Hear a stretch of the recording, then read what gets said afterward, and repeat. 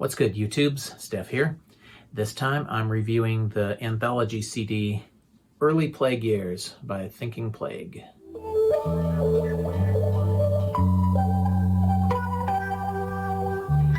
Thinking Plague was formed in Colorado around 1982 by guitarist Mike Johnson and multi-instrumentalist Bob Drake, who mostly plays bass and drums, as well as contributing some vocals. Johnson's guitar style is not really like anybody else's. The closest comparison I can make is to Robert Fripp's playing on Discipline and later records. The band's music draws on rock, jazz, 20th century classical influences, and Henry Cow and the rock and opposition movement of the 70s are clearly an inspiration. Early Plague Years collects the first two Thinking Plague albums on a single CD released by Cuneiform Records in 2000. The two albums are A Thinking Plague, originally released on vinyl in 1984, and Moonsongs, originally released on cassette in 1986. The first album was re-released on cassette that same year, and Moonsongs was re-released on vinyl the following year in 1987. Both albums were produced by Bob Drake and Mike Johnson. A Thinking Plague was engineered by Bob Drake, and Moonsongs was engineered by Bob Drake and Mark Derryberry. And to fit both albums onto one disc, Drake made some edits to 3 tracks on Moonsongs, and the runtime for the whole CD is just under 78 minutes. So on this CD anthology, the second album is placed first, but listening to the whole CD, I think that was the right call, for one thing, because Warheads is a much stronger opener than I Do Not Live. The players on Moonsongs are Bob Drake on bass, drums, percussion, and keyboards and voice, Mike Johnson on guitars, as well as drums, percussion, and voice on the title track, Eric Moon on keyboards, Mark Fuller on drums, and lead vocalist Suzanne Lewis. Also a few additional players, Mark McCoyne on the title track with drums, percussion, voice, and cheap sampler, as well as cheap sampler on the first track. And the title track also features 2 saxophonists, Glenn Nitta on soprano and Fred Hess on alto. So Warheads opens the album Moonsongs and this CD. It was written by Mike Johnson, and it's lyrically similar to War Pigs by Black Sabbath or War by Henry Cow. After the fast, aggressive, punkish first couple of minutes, it goes into a slow, dirge-like drone for most of the remainder. Really cool track. Next is the instrumental Etude for Combo, which was recorded live at the band's old rehearsal space that they called the Yogurt Factory. It starts out fast and frenetic, and it goes through a few different parts over its 7-minute runtime.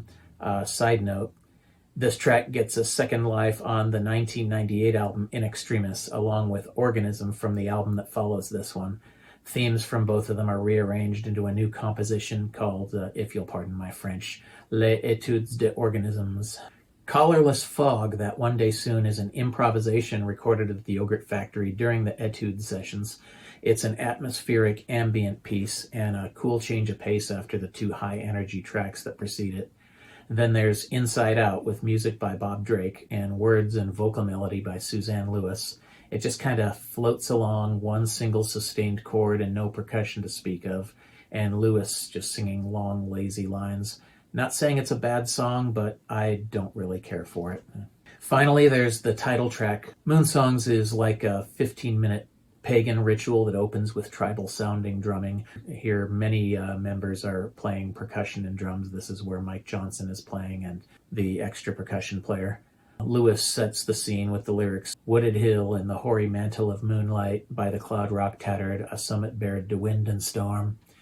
And 2 verses. Then the tempo steps up, and there's a call and response between Lewis and the other vocalists. The liner notes say these lyrics are based on a Celtic poem called The Song of Emergen.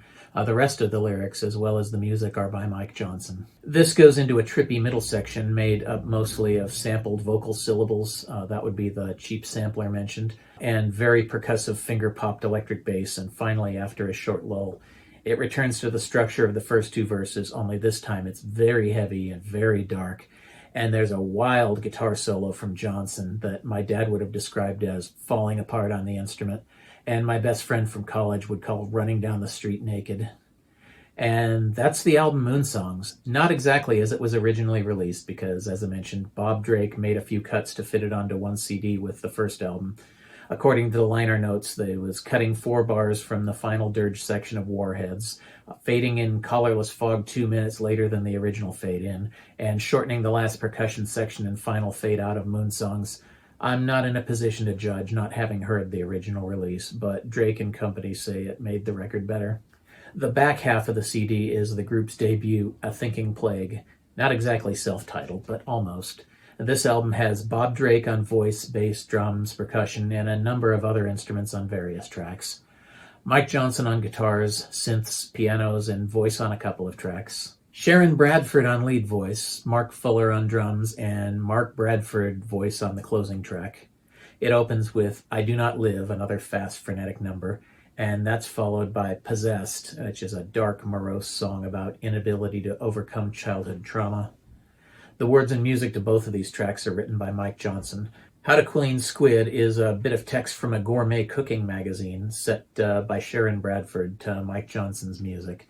It's fast, driving, and energetic, but I think it's one of the lesser tracks on the album. It's kind of a gimmicky novelty song.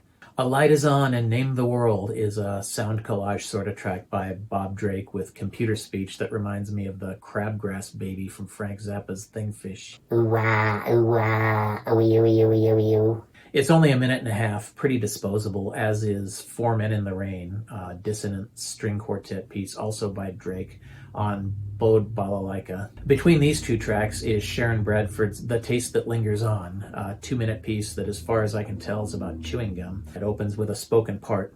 Feels like rounded pebbles crashing against teeth. Very sweet taste, like over-sugared fruit. The shell melts away and all that is left is a gray mass that sticks to the teeth. The after effects are very displeasing when the taste lingers on. It becomes dull and flat.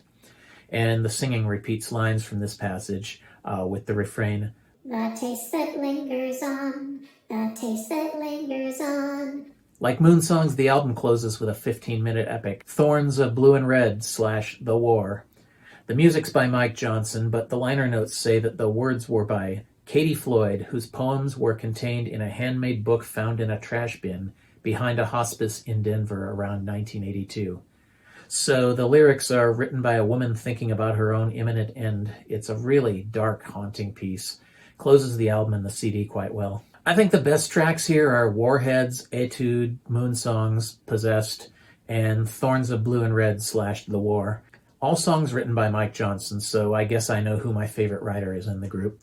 Rating the albums, I'd give Moonsongs an 8, and the first album I'd give a 6, so splitting the difference, I rate this anthology a 7. You can get this album from Cuneiform Records, and the label has a page on Bandcamp where you can buy all the records in the catalog. I'm just mentioning this as a public service. I don't get a piece of it at all.